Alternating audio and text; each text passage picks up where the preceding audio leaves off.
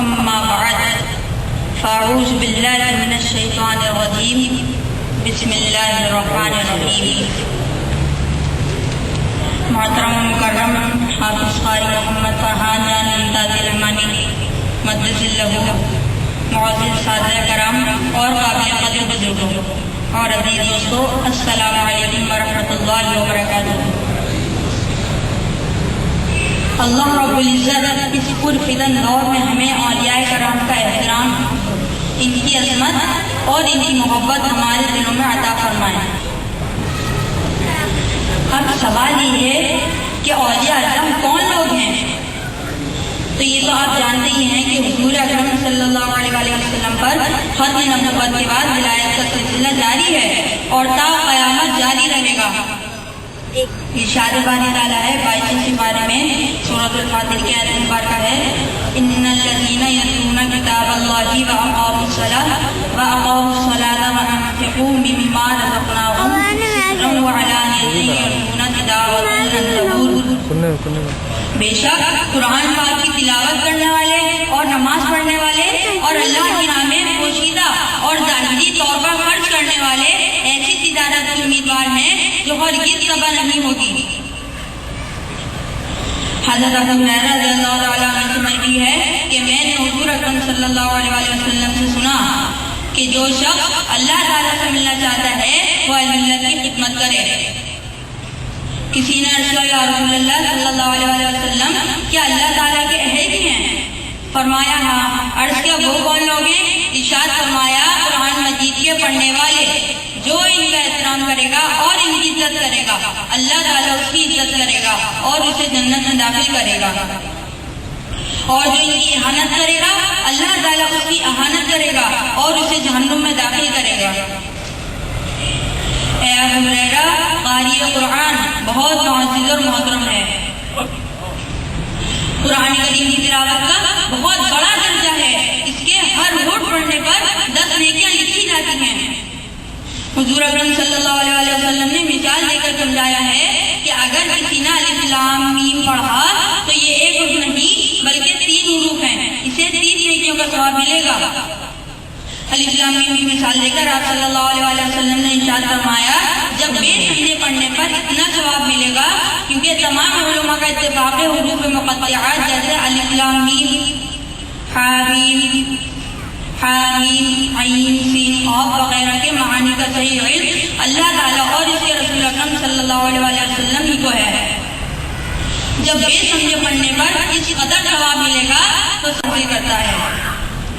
نبی کریم صلی اللہ علیہ وسلم نے قرآن پاک کی تلاوت کی ترغیب دیتے ہوئے فرمایا کہ جس شخص نے قرآن پڑھا اور اس کی تلاوت روزانہ کرتا رہا تو اس کی مثال ایسی ہے جیسے مشک سے بھری ہوئی زنبیل کہ اس کی خوشبو 4 سو مہک رہی ہے، اور جس شخص نے قرآن پڑھا لیکن اس کی تلاوت نہیں کرتا تو اس کی مثال ایسی ہے جیسے مشک سے بھری ہوئی بوتل جس کی ڈاٹ لگا کر بند کر دیا گیا ہے۔ سورۃ الاعراف میں ارشاد باری تعالیٰ ہے وَإِذَا قُرِئَ الْقُرْآنُ فَاسْتَمِعُوا لَهُ وَأَنصِتُوا لَعَلَّكُمْ تُرْحَمُونَ، اور جب قرآن پڑھا جائے تو اس کی طرف کان لگا دیا کرو اور چپ کے رہو تاکہ رحم کیے جاؤ۔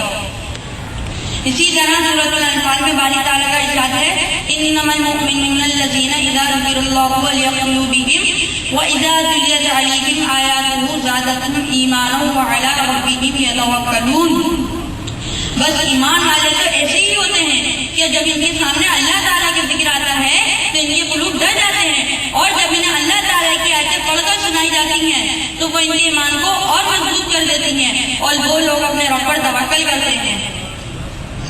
ان آیات پر غور کرنے سے معلوم ہوا کہ قرآن کریم کی تلاوت اور اس کے سننے میں جس قدر ایمان و یقین، خشوع و خضوع، خشیت الہی اور حضور قلب کی صفات موجود ہوں گی، اسی قدر دل متاثر ہوگا، ہدایت کی راہیں کھلیں گی، احکام پر چلنا آسان ہوگا، قرآن کے انوار و برکات کا سینہ روشن ہوگا، حقائق و معارف قرآنیہ کا فیضان ہوگا، قرآن کی تاثیر رگ و پے میں صلاحیت کرتی جائے گی۔ یہ نور مبین جتنا صلاحیت کرتا جائے گا ہمیں سراپا نور قرآن بناتا چلا جائے گا۔ حضرت ابو ہریرہ رضی اللہ عنہ روایت کرتے ہیں کہ حضور اکرم صلی اللہ علیہ وسلم نے ایک دن فرمایا افضلین امت کے بارے میں نہ بتا دوں؟ عرض کیا کیوں نہیں یا رسول اللہ صلی اللہ علیہ وسلم؟ فرمایا قیامت کے دن پروردگار حضرت جبرائیل علیہ السلام کو حکم دے گا کہ جبرائیل اعلان کر دو جو لوگ قرآن پاک کی تلاوت کرتے تھے کھڑے ہو جائیں۔ اس طرح 3 بار اعلان ہوگا تو رب تبارک و تعالیٰ کے سامنے وہ صفے باندھ کر کھڑے ہو جائیں گے۔ کوئی شخص کلام نہ کرے گا تو حضرت داؤد علیہ السلام فرمائیں گے کہ پڑھو بلند آواز سے، تو ہر شخص بلند آواز سے تلاوت قرآن کرے گا۔ جو شخص جتنا پڑھتا جائے گا اس کی درجات اس کی خوشی خانی اور خوشی کے مطابق بڑھتے جائیں گے۔ سبحان اللہ۔ پھر اللہ تعالیٰ فرمائے گا کیا تم اپنی دنیا کے محسنوں کو پہچانتے ہو؟ عرض کریں گے کہ ہاں ہمارے پروردگار ہم پہچانتے ہیں۔ اللہ تعالیٰ فرمائے گا پھر میدان حشر سے تم جسے چاہو بلا حساب و کتاب جنت میں لے جاؤ۔ سبحان اللہ۔ حافظ قرآن اور قاری قرآن جس کو اس میں تدبر بھی ہو، خوشی و خضوع بھی ہو، حضوری قلب بھی ہو اور تلاوت کا ذوق و شوق بھی ہو، اس کا مرتبہ انبیاء کرام کے بعد سب سے مکرم اور محترم ہے۔ قرآن کریم کا اعجاز یہ بھی ہے کہ یہ فکر انسان میں وسعت، طبیعت میں سلاست، مزاج میں اعتدال، سیرت و کردار میں پختگی، ذہن میں کشادگی، روح میں لطافت، جسم میں طہارت، برتاؤ میں خوشگواری، معاملات میں راست بازی، کلام میں صدق و صداقت، قول و قرار اور وعدہ کی پابندی، معاشرت میں حسن سلوک، تہذیب میں فضیلت، تمدن میں توازن و تناسب، معیشت میں عدل و انصاف، سیاست میں دینداری، جنگ میں شجاعت، امن میں خلوص و محبت اور دلوں میں ایمان و یقین اور وثوق و اعتماد پیدا کرتا ہے۔ قرآن کریم ایک نسخہ کیمیا، ایک منبع جد و ہدایت اور ایک مکمل ضابطہ حیات ہے۔ یہ ایک ایسی جلیل و مقدس اور جامع کتاب ہے جو اپنے مفہوم و مطالب اور معانی و تفاصیل کے اعتبار سے ایک گہرے بے قرار ہے، جس کی تہ میں لاتعداد بہر آیات ذات پوشیدہ ہے۔ یہی وہ کتاب ہے جس کی ہدایت پر عمل پیرا ہو کر مسلمانوں نے مشرق و مغرب کو زیر نگی کر لیا تھا، اور قیصر و کسریٰ جیسے بادشاہ بھی مسلمانوں کے بعد گزار کرنے ہوئے تھے۔ یہ قرآن کریم کی برکت اور ہمارے ایمان و یقین کا سبب تھا کہ کل قدم قدم پر نصرت و کامرانی ہمارے قدم چومتی تھی۔ مٹھی بھر مسلمان ہوئے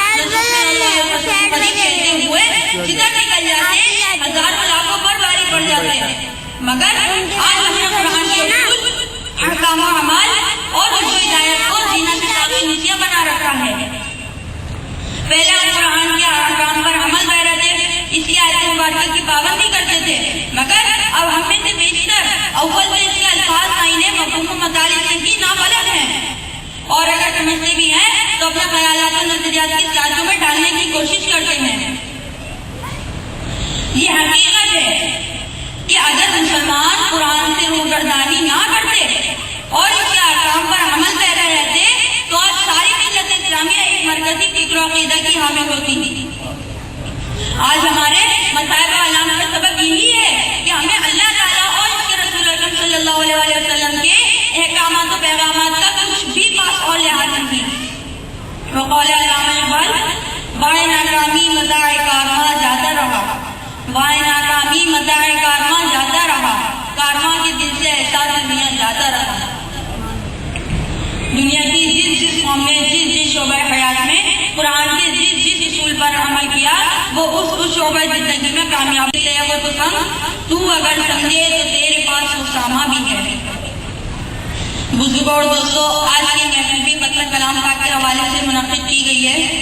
حضور سیدی و مرشدی حضرت قبلہ الحاج الحافظ قاری ممتازی رحمانی رحمۃ اللہ علیہ کے فیضان نظر، میرے اساتذہ کرام حافظ عبد المحسن رحمانی اور میرے دادا محمد وسیع اللہ خان ممتازی رحمانی کی شفقت، میری دادی جان محترمہ شکیلہ فاطمہ دادی رحمانی کی محبت، میرے نانا مظفر علی خان کی دعاؤں اور میرے والدہ کی ہم وقت نگرانی، جستجو، آرزو، محنت اور لگن کی بدولت کے ساتھ جس کو حفظ کلام پاک کی سعادت حاصل ہوئی۔ اللہ تعالیٰ کی طرف سے یہ عطا مجھے اپنے انہی بزرگوں کی سفید حاصل ہوئی ہے۔ میں تو ایک نازمت بچہ تھا، فی زمانہ آپ سب دیکھ رہے ہیں کہ حالات کس قدر دیگر ہیں۔ میں بھی کسی رو میں بیٹھ جاتا اور دنیاوی شریف میں اپنا وقت ضائع کر رہا ہوتا، مگر میں سمجھتا ہوں کہ میرے بڑوں نے اپنی زندگی کے تجربات سے جو نچوڑ حاصل کیا اور حضور ابدی علیہ رحمت کی صحبت سے جو نیک و بد راہوں کی پہچان حاصل کی، اس کی روشنی میں میرے لیے ایک روشن پروقار اور سعادت آمیز راستہ منتخب کیا اور مجھے اس پر چلایا۔ آپ تمامی احباب رب العزت سے دعا کریں کہ اللہ تعالیٰ اپنی کامیابی کو اپنی بارگاہ میں قبول فرمائے اور قرآن کے انوار و برکات کی بارشیں پر نازل فرمائے اور اپنے نبی پاک صلی اللہ علیہ وسلم کے پیارے بندوں میں ان کے ناموں کا امداد فرمائے اور آئندہ کے لیے جو ان کو مجھ سے نیک خواہشات ہیں اللہ کریم ان کو پورا کرنے کے لیے مجھے ہمت اور بلند حوصلہ عطا فرمائے۔ آخر میں حضرت عمر فاروق رضی اللہ عنہ کی دعا کے الفاظ دہراتا ہوں، خدایا میری زبان تیری کتاب سے جو کچھ تلاوت کرے مجھے توفیق دے کہ میں اس میں غور و فکر کروں۔ خدایا مجھے اس کی سمجھ دے، مجھے اس کے مفہوم و معانی کی معرفت بخش اور اس کے عجائبات کو پانے کی نظر عطا کر، اور جب تک زندہ رہوں مجھے توفیق دے کہ میں اس پر عمل کرتا رہوں۔ بے شک تو ہر چیز پر قادر ہے۔